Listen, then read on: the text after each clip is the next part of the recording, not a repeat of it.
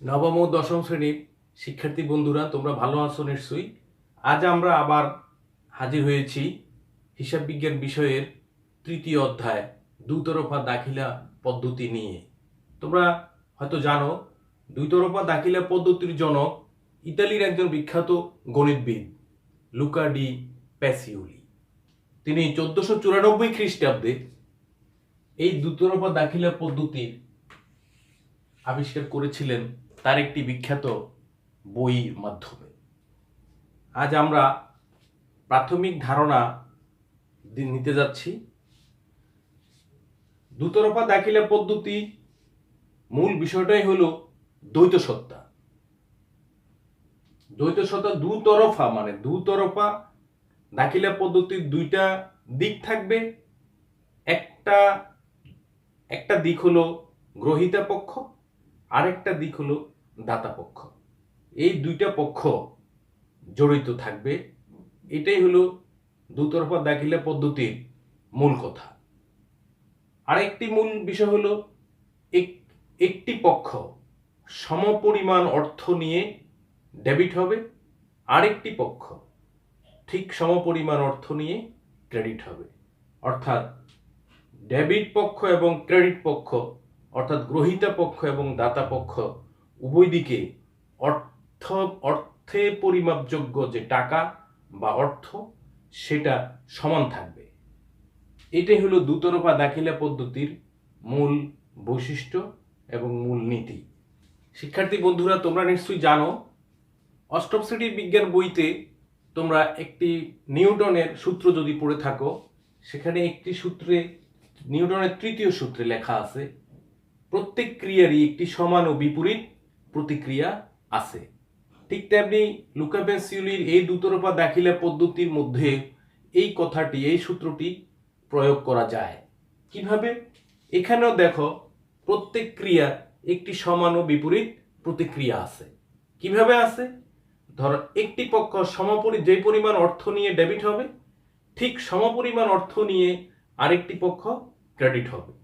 তাহলে নিউটনের তৃতীয় সূত্র যদি প্রত্যেক ক্রিয়ার একটি সমান ও বিপরীত প্রতিক্রিয়া থাকে, তাহলে লুকা ডি প্যাসিওলিরও এই এই এই দুতরফা দাখিলা পদ্ধতির যে সূত্র বা যে মূলনীতি, এই মূলনীতিতেও যে পরিমাণ অর্থ নিয়ে একটা পক্ষ ডেবিট হবে, ঠিক সমপরিমাণ অর্থ নিয়ে আরেকটি পক্ষ ক্রেডিট হবে। এটাই হলো এই দুতরফা দাখিলা পদ্ধতির মূল নীতি, মূল বৈশিষ্ট্য, যাই বলো না কেন। এই কথার উপর ভিত্তি করে আমরা যদি প্রতিটি লেনদেন চিহ্নিত করে একটি ঘটনা থেকে, প্রত্যেক ঘটনা থেকে প্রতিটি লেনদেন চিহ্নিত করে আমরা যদি সঠিকভাবে আমরা লিপিবদ্ধ করি, তাহলে কোনো ভুল আমাদের হতে পারে না এবং ভুল হবে না কোনোদিন। এই ব্যাপারে আমরা একটি উদাহরণ দিতে পারি। যেমন, কর্মচারীর বেতন প্রদান করা হলো 5,000 টাকা। হ্যাঁ, কর্মচারীর বেতন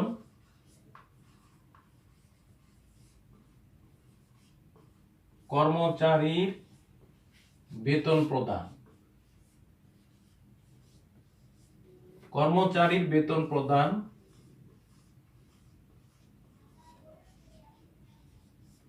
5,000 টাকা।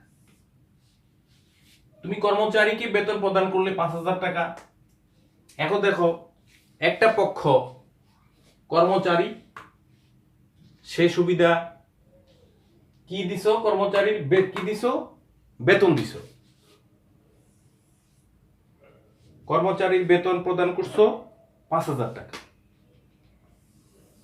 তাহলে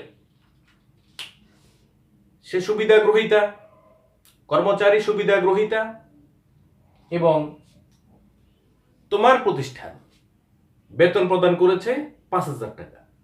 তাহলে তোমার প্রতিষ্ঠান সুবিধা দাতা। তাহলে এই সুবিধা, একটা পক্ষ সুবিধা গ্রহীতা 5,000 টাকা, তুমি যেই পক্ষ, তোমার পক্ষ সুবিধা দাতা 5,000 টাকা। তাহলে দেখো, দুইটা পক্ষ দাঁড়িয়ে গেল। একটা পক্ষ সুবিধা গ্রহীতা কে? বেতন। আরেকটা পক্ষ সুবিধা দাতা কে? তোমার প্রতিষ্ঠান। তাহলে আমরা এই ঘটনা থেকে যে লেনদেনটি সৃষ্টি হবে এবং ওই লেনদেনে যে দুইটি পক্ষ দাঁড়িয়ে গেল, সেই দুইটি পক্ষ হলো, একটা হলো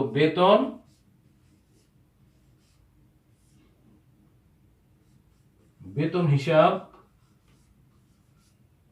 আরেকটা পক্ষ হলো নকদান হিসাব।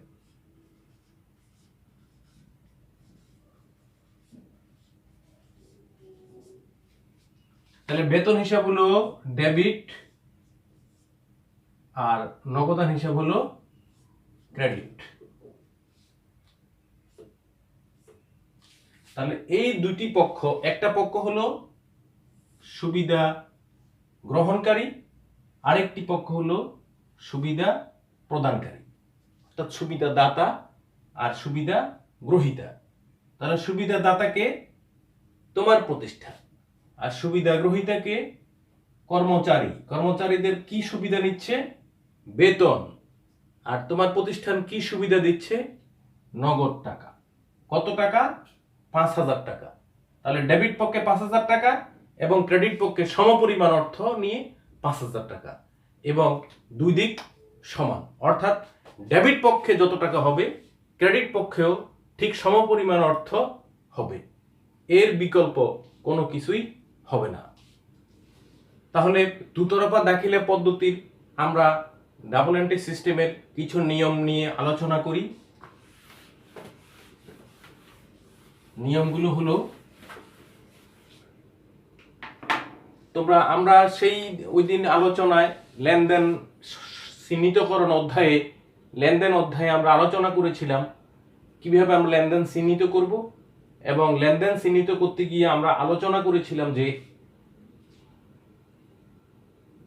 মালিক হিসাব সমীকরণ। এই হিসাব সমীকরণে এ সমান এল প্লাস ই, অর্থাৎ মোট সম্পদ সমান মোট দায় প্লাস মালিকানা সত্ত্ব। মালিকানা সত্ত্ব ই দিয়ে প্রকাশ করা হয়েছিল। ই কে যদি বর্ধিত করা হয় তাহলে আমরা পেয়েছিলাম সি প্লাস আর মাইনাস এক্সপেন্ডিচার বলো আর এক্সপেন্স বলো, যাই বলো, আর হলো ডি মানে ড্রয়িংস। অর্থাৎ সি মানে ক্যাপিটাল এবং আর মানে রেভিনিউ,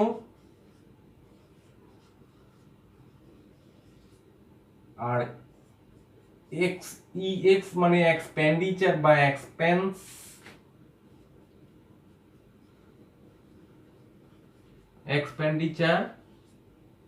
আর ডি মানে ড্রয়িংস।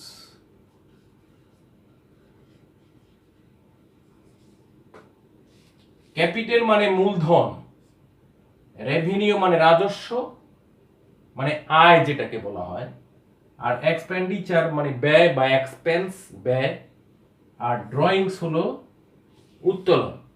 অর্থাৎ মালিক প্রতিষ্ঠান থেকে নগদ টাকা নেক, পণ্য নেক, যাই নেক, সেটা প্রতিষ্ঠানের হিসেবে উত্তোলন হিসেবে যাবে। আর প্রতিষ্ঠানে যাবতীয় যত খরচ বা ব্যয় হবে মালিকের মূলধন থেকে, অর্থাৎ মালিকানা সত্ত্ব কমবে। আর ব্যবসায়ে যত রকমের আয় হবে মালিকানা সত্ত্ব বাড়বে, অর্থাৎ এই বৃদ্ধি পাবে। এই জন্য এই ই কে বর্ধিত করে C capital plus revenue plus expenditure or expense minus drawings মানে উত্তোলন, এক্সপেন্স বা এক্সপেন্ডিচার মানে ব্যয় বা খরচ, আর রেভিনিউ মানে রাজস্ব বা আয়, আর সি মানে হলো ক্যাপিটাল। তাহলে আমরা যে বিষয়গুলো ডেবিট ক্রেডিট নির্ণয়ের জন্য যে বিষয়গুলো আমাদের জানা দরকার, সেই বিষয়গুলো হলো মূলধন, দায়, আয়, ব্যয় এবং সম্পদ। এই বিষয়গুলো সম্পর্কে আমাদের পর্যাপ্ত পরিমাণে ব্যাপক ধারণা রাখতে হবে। তাহলে প্রথমেই আমরা আসি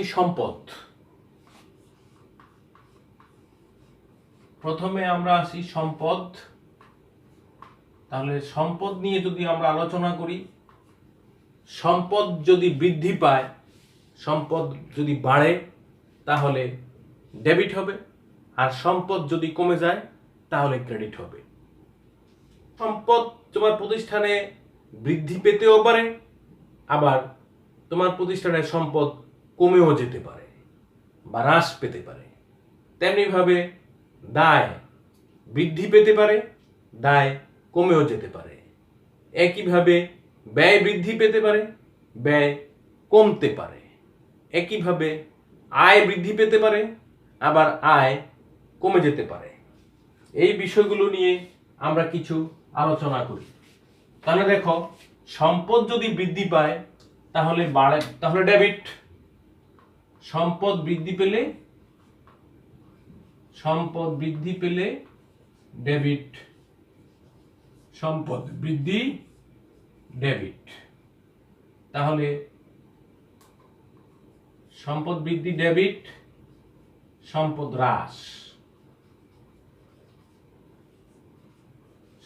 হ্রাস ক্রেডিট। মনে থাকবে তোমাদের? এখন আসো দায়।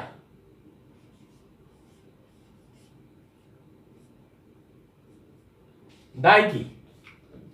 দায় হলো তোমাদের প্রতিষ্ঠান যাদেরকে টাকা বা অর্থ দেনা আছে, দিতে হবে, এখনো দেয় নাই, সেটাই হলো পাওনাদার, সেটাই হলো দায়। অর্থাৎ তোমার প্রতিষ্ঠান থেকে যারা যত পক্ষই হোক, যত লোক হোক, যত প্রতিষ্ঠান হোক, তোমার প্রতিষ্ঠান থেকে যারা পাবে সেটাই হলো তোমার প্রতিষ্ঠানের জন্য দায়। আর এই দায় যদি বৃদ্ধি পায় তাহলে ক্রেডিট, আর এই দায় যদি হ্রাস পায় তাহলে ডেবিট। এখন দায় কিভাবে হ্রাস পাবে, দায় কিভাবে বৃদ্ধি পাবে? ধরো তুমি 5,000 টাকার পণ্য কিনলে, অর্থাৎ 5,000 টাকার পণ্য কিনলে তুমি বাকিতে বা ধারে। এখন এই 5,000 টাকা তুমি এখনো দাওনি।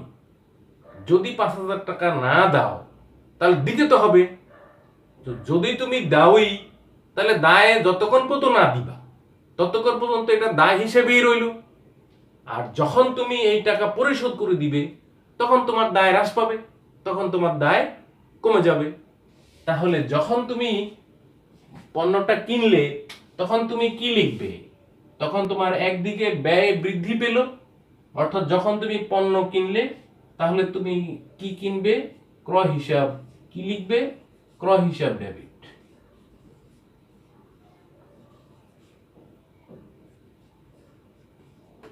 ক্রয় হিসাব ডেবিট। আরেকটা পক্ষ কি হবে? নিশ্চয়ই তোমরা বুঝে গেছো, পাওনাদার হিসাব ক্রেডিট।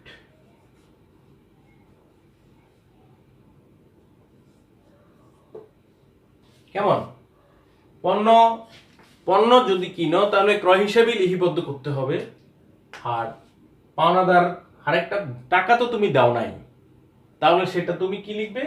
পাওনাদার হিসাব ক্রেডিট। অর্থাৎ এখানেই তোমার দায় বৃদ্ধি পেয়েছে। তাহলে তুমি দেখো, একটা পক্ষ হলো ক্রয় হিসাব, এটা ব্যয় বৃদ্ধি পেল, তাহলে ব্যয় বৃদ্ধি পেলে ডেবিট, তাহলে ক্রয় হিসাব ডেবিট। আর দায় বৃদ্ধি পেলে ক্রেডিট, তাহলে পাওনাদার হিসাব ক্রেডিট। এখন আমার আসো দায় হ্রাস পাওয়ার ঘটনা। তাহলে দায় কিভাবে হ্রাস পাবে?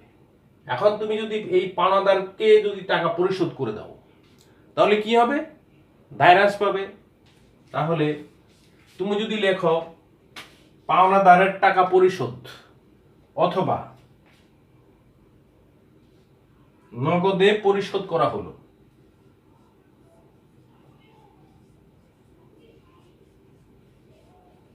নগদে পরিশোধ করা হলো 5,000 টাকা। নগদে পরিশোধ করা হলো 5,000 টাকা। তাহলে তুমি নিশ্চয়ই বুঝে গেছো এতক্ষণে, নগদে পরিশোধ করা হলো 5,000 টাকা। তাহলে তুমি কি লিখবে? তুমি লিখবে এখন যে পাওনাদার তুমি কি লিখবে? নিশ্চয়ই পাওনাদার হিসাব তুমি ডেবিট লিখবে, কারণ আমরা জানি যে দায় হ্রাস পেলে ডেবিট। তাহলে তুমি কি লিখবে? নগদে পরিশোধ করা হলো 5,000 টাকা। যেহেতু কোনো নাম নাই, কিচ্ছু নাই, কাকে পরিশোধ করলো? তাহলে নিশ্চয়ই পাওনাদারকে পরিশোধ করলে। তাহলে লিখতে হবে পাওনাদার হিসাব, বিবিধ লিখতে পারো, বিবিধ পাওনাদার। আমরা লিখলাম জাস্ট এখন বোঝানোর জন্য পাওনাদার হিসাব। আমরা বিস্তারিত ধীরে ধীরে পরে আলোচনা করব। পাওনাদার হিসাব ডেবিট। আর এই 5,000 টাকা কি নগদ দিছো না? তুমি নগদ গেল না, তাহলে নগদ মানে কি? সম্পদ হ্রাস। তাহলে নগদান হিসাব ক্রেডিট।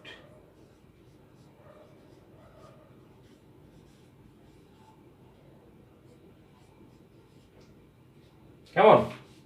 তাহলে আমরা দুইটা ঘটনা লিপিবদ্ধ করলাম, সম্পদ এবং দায়। এখন আসো ব্যয়। আমরা বলেছি ব্যয় যদি বৃদ্ধি পায় তাহলে ডেবিট, আর ব্যয় যদি কমে যায় তাহলে ক্রেডিট। এখন ধরো কর্মচারীর বা মজুরি প্রদান করা হলো, মজুরি প্রদান বা বেতন প্রদান।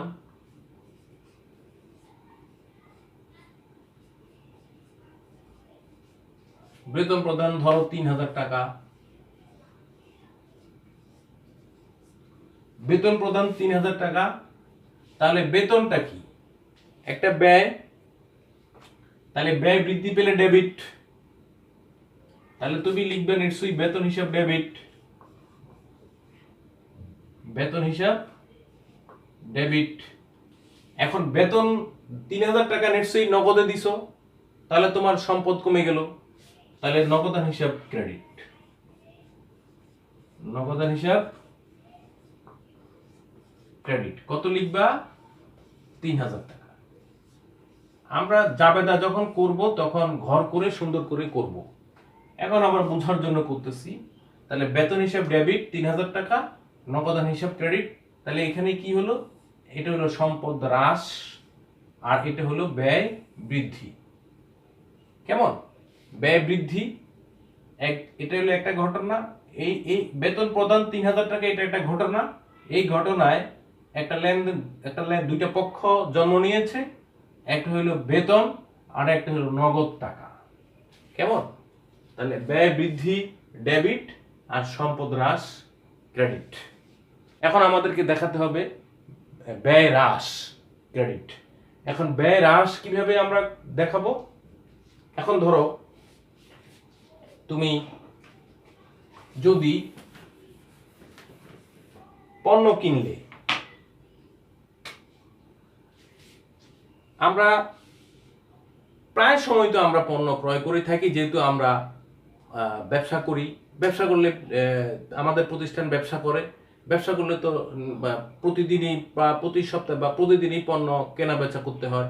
তো বিক্রি করতে গেলে পণ্য কিনতে হয়, বা উৎপাদন করতে গেলেও পণ্য কিনতে হয়। কাঁচামাল র মেটেরিয়াল কিনে নিয়ে আসতে হয় পণ্য উৎপাদন করার জন্য। এখন পণ্য কিনে আনলে কিছু পণ্য দেখা গেল যে নষ্ট হয়ে গেল। এখন এই নষ্ট পণ্যগুলো তুমি কি করবে? এই নষ্ট পণ্যগুলো তুমি নিশ্চয়ই তোমার প্রতিষ্ঠান থেকে ফেরত দিতে হবে। তাহলে যখনই তুমি পণ্য ফেরত দিবে, পণ্য ফেরত দিলে নিশ্চয়ই তোমার ব্যয় কমে যাবে, ব্যয় হ্রাস পাবে, তাই নয় কি? কেন? কারণ তুমি যদি 5,000 টাকার পণ্য কিনলে, এখান থেকে যদি 500 টাকার পণ্য যদি নষ্ট হয়ে যায়, তাহলে এই 500 টাকার পণ্য তুমি ফেরত দিবে নিশ্চয়ই। তো যখন তুমি 500 টাকার পণ্য ফেরত দিবে, তখন এই 500 টাকার ব্যয় অবশ্যই হ্রাস পাবে। কি তাই নয় কি? মাল বিক্রি করলেই আয় বোঝায়, মাল বিক্রি করলেই আয় বোঝায়, পণ্য বিক্রি করলেই আয় বোঝায়। তাহলে ধরো তুমি যদি নগদে পণ্য বিক্রয়,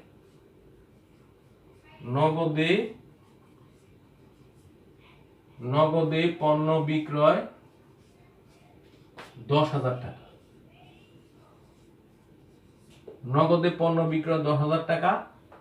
এখন নগদে পণ্য বিক্রয়, দেখো নগদ টাকা আসছে, নগদ টাকা এসছে। তাহলে নগদ টাকা আসা মানে তোমার সম্পদ বৃদ্ধি, তাহলে সম্পদ বৃদ্ধি পেলে ডেবিট, সম্পদ বৃদ্ধি পেলে ডেবিট। আবার পণ্য বিক্রয় করলে আয় বুঝায়, তাহলে বিক্রয় হিসাব ক্রেডিট। আয় বৃদ্ধি ক্রেডিট আমরা বলেছিলাম, আয় যদি বৃদ্ধি পায় তাহলে ক্রেডিট হয়। তাহলে কি হবে, নগদ টাকা আসছে, তাহলে নগদান হিসাব ডেবিট, তারপরে বিক্রয় হিসাব ক্রেডিট, বিক্রয় হিসাব ক্রেডিট। টাকা তোমরা ধরে রয়ে এখানে যাই ধরো, টাকাটা ফ্যাক্টর না, ফ্যাক্টর হলো লেনদেন বুঝা। 10,000 টাকা, কেমন, 10,000 টাকা। আমরা পরবর্তীতে যখন জাবেদা করব তখন সুন্দর করে ঘর করে জাবেদার নিয়ম মাফিক আমরা করে দেখাবো। এখন আমরা বুঝতেছি কিভাবে।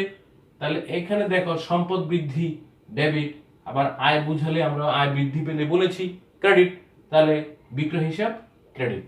আবার আমরা যদি বলেছি যে আয় যদি কমে যায় তাহলে তো ডেবিট হবার কথা, তাই না?